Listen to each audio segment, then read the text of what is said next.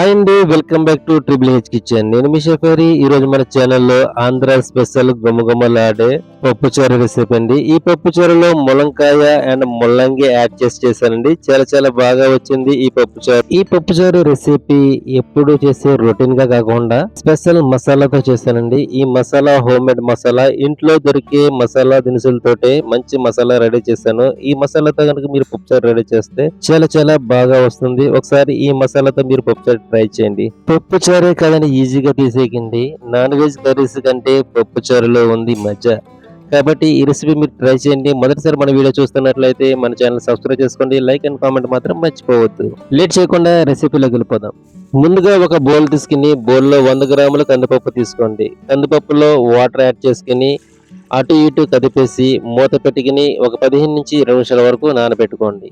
తర్వాత మరొక చిన్న బౌల్ తీసుకుని ఆ బౌల్లో నిమ్మకాయ సజంత చింతపండు తీసుకుని వాటర్ వేసుకుని ఒకసారి వాష్ చేసుకోండి. వాష్ చేసుకున్న తర్వాత ఆ వాటర్ వంపేసి మళ్ళీ వాటర్ వేసుకుని ఒక 10 నుంచి 15 నిమిషాల వరకు నానబెట్టుకోండి.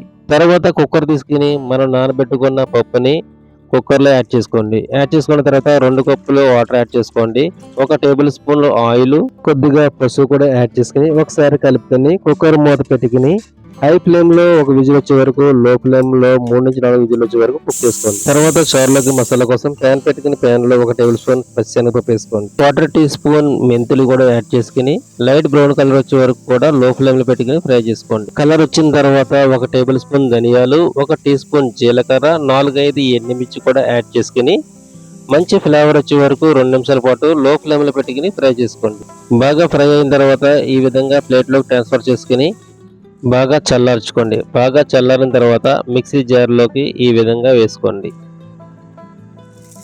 మిక్సీ జార్లో వేసుకున్న తర్వాత ఒక 1/2 టీ స్పూన్ పసుపు, ఒక 1/2 teaspoon Kashmiri chilli powder వేసుకోండి. కాశ్మీరీ చిల్లీ పౌడర్ నేను కలర్ కోసం వేసాను. కాశ్మీరీ చిల్లీ పౌడర్ లేకపోతే మటుకి స్కిప్ చేసేయండి.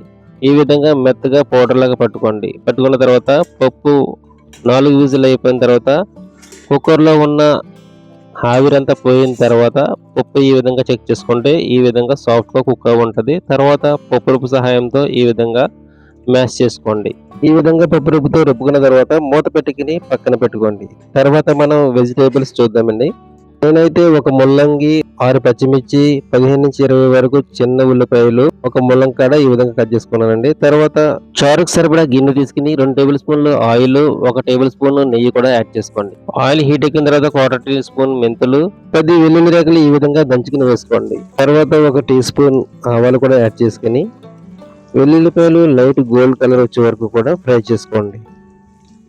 ఈ విధంగా ఫ్రై అయిన తర్వాత 1 టీ స్పూన్ జీలకర్ర, 4-5 ఎండుమిర్చి, కొంచెం కరివేపాకు కూడా యాడ్ చేసుకుని మీడియం ఫ్లేమ్లో పెట్టుకుని బాగా ఫ్రై చేసుకోండి.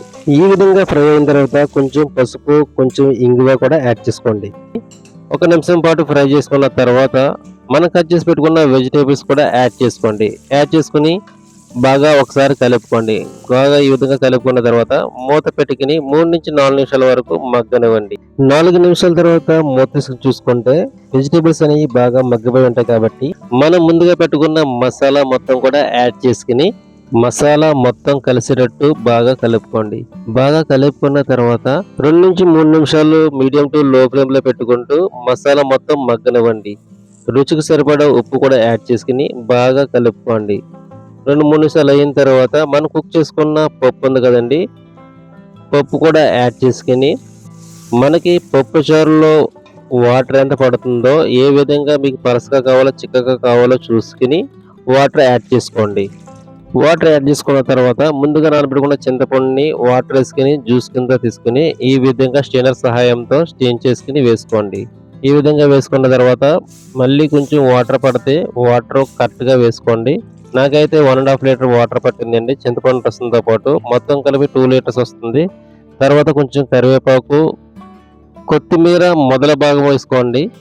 తర్వాత కొంచెం మిరియాల పొడి కూడా యాడ్ చేసుకుని బాగా కలుపుకొని 1 టమాటో కొంచెం పెద్ద పెద్ద ముక్కల కిందనే కట్ చేసుకుని వేసుకోండి. ఈ విధంగా వేసుకున్న తర్వాత అయితే టేస్ట్ని బ్యాలెన్స్ చేయడానికి కొంచెం బెల్లం ముక్క వేస్తున్నాను. మీకు ఇష్టమైతే వేసుకోండి, లేదంటే స్కిప్ చేసేయండి. తర్వాత మూత పెట్టుకుని 5-6 నిమిషాల వరకు మీడియం టు హై ఫ్లేమ్లో బాయిల్ చేసుకోండి. కుక్ చేసుకున్న తర్వాత 6 నిమిషాల తర్వాత ములంకాడ చూడండి సాఫ్ట్గా కుక్ అయిపోయి ఉంటుంది. ఈ విధంగా వచ్చిన తర్వాత పైన కొంచెం కొత్తిమీర వేసుకుని ఒకసారి కలుపుకొని మూత పెట్టుకుని స్టవ్ ఆపేసుకోండి. అంతే గుమగుమలాడే ములంకాడ మిల్లంగి పప్పుచారు రెడీ అయిపోయిందండి.